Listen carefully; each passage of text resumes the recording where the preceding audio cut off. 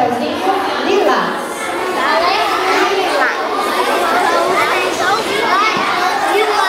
Pessoal, vamos lá? Chapeuzinho Lilás.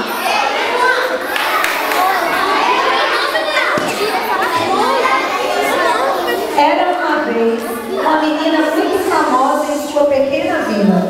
Todo mundo gostava dela e a sua avó mais ainda, tanto que lhe costurou uma capinha com capuz. A roupa era violeta e a menina usava tanto que o pessoal até lhe botou um apelido, Chapeuzinho Lilás. Um dia, a mãe da Chapeuzinho Lilás chamou-a e disse: Chapeuzinho, leva essas revistas de fofoca de gente famosa para a sua avó que vive lá no meio da floresta. Tenho que ir mesmo, mamãe?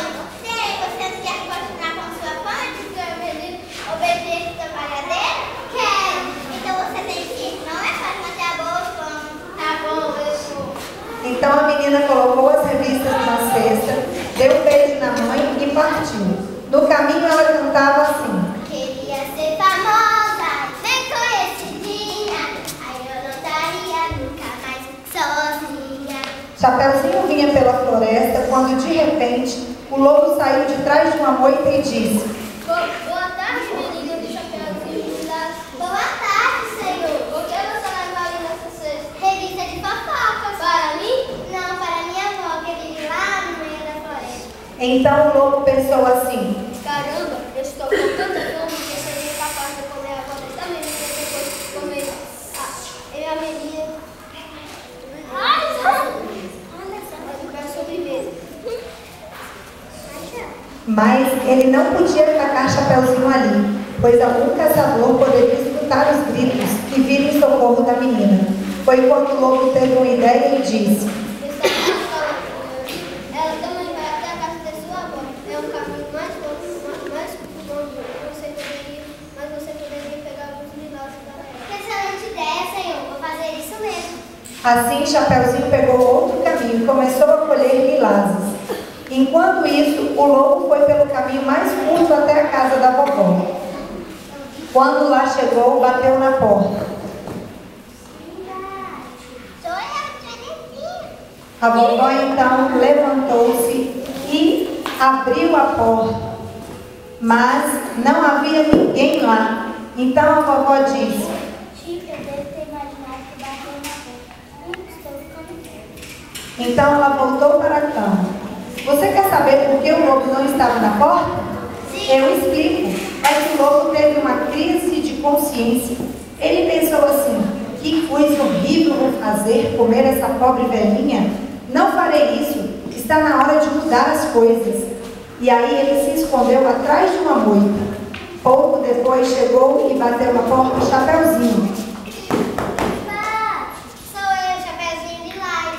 Entra, querida, posso estar bem. A vovó estava embaixo das cobertas e usava uma touca tão grande que mal dava para ver a sua cara. A menina chegou perto dela devagarinho e perguntou: Vovó, por que você tem um olho tão grande? E esses olhos tão grandes? São para ver os programas de TV. E essas mãos tão grandes? São para pegar nos jornais. E essa boca? São para fazer fofoca. E dizendo isso, elas começaram a rir e a ler revistas. E leram tanto, que acabaram pegando no sono. Depois, o lobo pulou para dentro do quarto da vovó e ficou olhando as duas ali a dormir. Enquanto isso, ele pensava: Eu não comi as duas assim. vou mudar. Vou mudar a opinião que as pessoas têm de mim. Então ele deitou no meio das duas e foi tirar uma soneca. Mas, como eu contei no começo, o lobo estava com fome. Sua barriga estava vazia e ele começou a roncar alto, mais ou menos assim. Aquele barulho chegou aos ouvidos de um caçador que passava por ali e ele resolveu dar uma olhada no que estava acontecendo.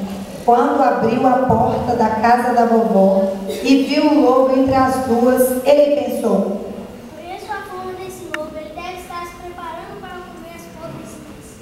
Então o caçador apontou a espingarda para o lobo e...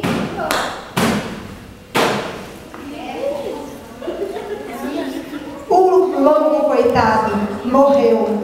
A vovó e Chapeuzinho acordaram assustadas, mas o caçador logo acalmou-as, dizendo: fiquem tranquilos, o perigo é esse lobo, mas eu peguei antes que ele pudesse fazer algum mal. E assim todos ficaram famosos para sempre. O caçador, porque matou o perigoso lobo. A vovó, porque saiu no jornal. E Chapeuzinho Lilás, porque deu uma entrevista para a TV em que disse ter aprendido uma importante lição.